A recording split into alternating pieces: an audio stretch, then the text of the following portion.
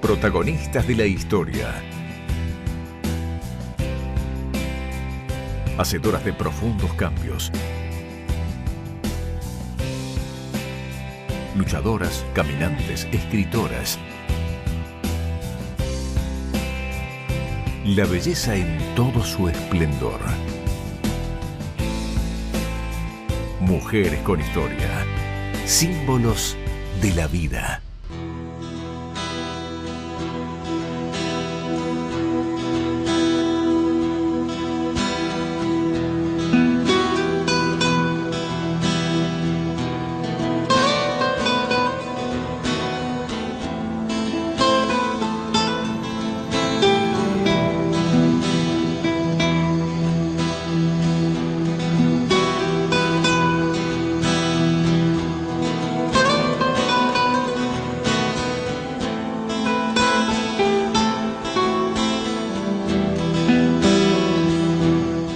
Vamos a hablar de Carolina Tovar García, la doctora Carolina Tovar García.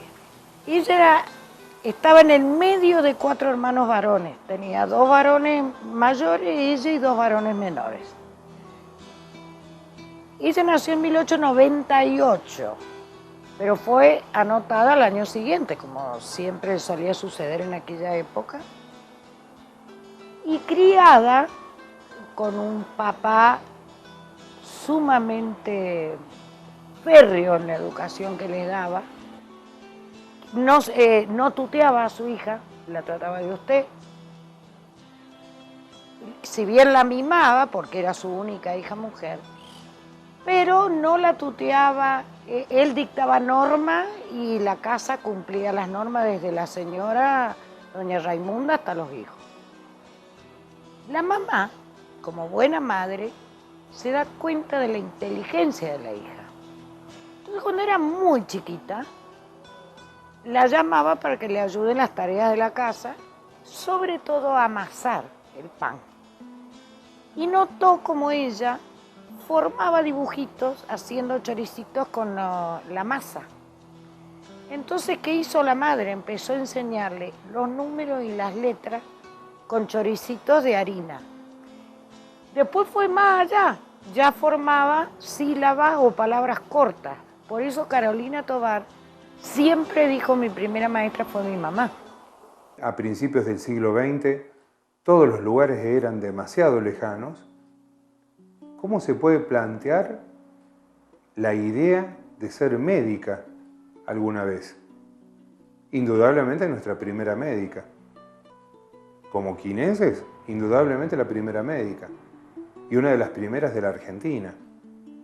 ¿Qué es lo que hace que una niña, nacida en una modesta familia en cuanto a usos y costumbres, porque en lo que se refiere a patrimonio, era una familia pudiente?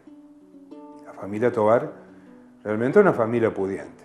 Desde mediados del siglo XIX ya tenía un patrimonio importante. De modo que, obviamente, plantearse la idea de trascender las primeras letras y adquirir la formación secundaria ya planteaba un desarraigo, una decisión trascendental, dejar el pueblo. No irse del pueblo, pero sí tener que dejarlo, muy a su pesar quizá. Y por eso ella canalizó parte de esos sentimientos a través de la poesía, pero siempre manteniendo altiva esa lógica de la dama, que aún estando vulnerable, no pierde la dignidad para expresar los sentimientos. Nada de autocompasión en su carácter, nada de sentimientos negativos, no, muy por el contrario. Se planteaba siempre mejorar, ir hacia adelante, mirar hacia el futuro, buscar las cumbres.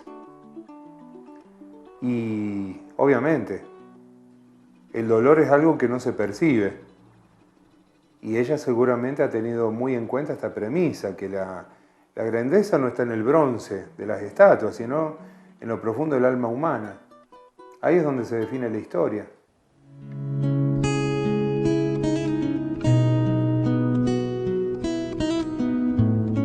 Desde Quines a Villa Mercedes pasó primero por San Luis y ahí se hace amiga de una mujer que va a ser muy importante y también la va a impulsar a seguir la especialidad en pedagogía escolar dentro de la medicina, que es Berta Elena Batini. Que después, más adelante, vamos a ver que se hacen grandes amigas en Buenos Aires, porque sabemos que Elena también fue a Buenos Aires, ejerció en Buenos Aires, vivió en Buenos Aires, se casó en San Luis, pero siguió en Buenos Aires su vida de magisterio. Bueno, desde muy jovencita, después de haberse recibido de maestra y de haber trabajado varios años y de poder haber ahorrado, decide enfrentar a sus padres para solicitarles permiso y viajar a Buenos Aires, que era su anhelo. En realidad su objetivo era ser médica porque le preocupaban aquellos niños que ella atendía cuando era docente, que no iban sobre todo por enfermedades. Entonces estaba muy interesada por enfermedades de la época, como era la tuberculosis, era la sífilis. Entonces ella era como una deuda que tenía con esos padres preocupados por estas enfermedades de esa época. Bueno, es así que los padres no la autorizan, sobre todo el papá. La mamá como que entendía esas ganas de aprender y de querer irse de la provincia para forjarse un futuro mejor. Entonces que el padre le dice que tiene que esperar que tenga 22 años, que sea mayor de edad, y ella muy obediente como hija, bueno, muy obediente en el sentido de que espera hasta los 22 años, y después sí se pone firme y decide trabajar unos años más como docente para ahorrar, porque era una persona muy cuidadosa con sus ahorros, y era una persona muy independiente. Entonces quería sola poder irse a Buenos Aires, y es así que a los 22 años, de alguna manera los padres la acompañan en esta decisión, y en realidad es doña Raimunda quien la acompaña como madre a buscar una primera pensión en Buenos Aires.